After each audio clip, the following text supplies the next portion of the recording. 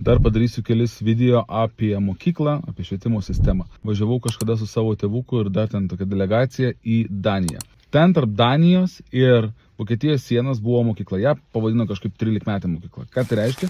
Aš kaip suprantu, po 12 klasės žmonės, kurie dar nesupratę, ko jie nori iš savo gyvenimo. Nežinau, pavyzdžiui, ar būti gydytojų, ar ten mokslininko, dar kažko, jie ateina į tą mokyklą, gali 3 mėnesiai, man atrodo, pusei metų ir neatsimenu, nei kainuoja ar nekainuoja. Ir jie gali išbandyti viską. Įsivaizduok, tu gali visą parą ten mokytis. Visą parą. Tu ir turi kaip mentorius, ne mokytus, bet mentorius. Ir, pavyzdžiui, sakai, aš norėčiau dabar išmokti chemijos. Ir visos literatūros yra sudėtos chemijos mokslai.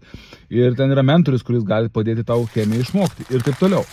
Bet čia, man atrodo, yra progresas. Bet dėja, tik tai po 12 klasių. Ką tu manai apie tai? Ir ar girdėjai apie tokią mokyklą Lietuvoje? Bent jau po 12 metų, kad 13 metų tokia būtų mokykla. Aš asmeniškai negirdėjau.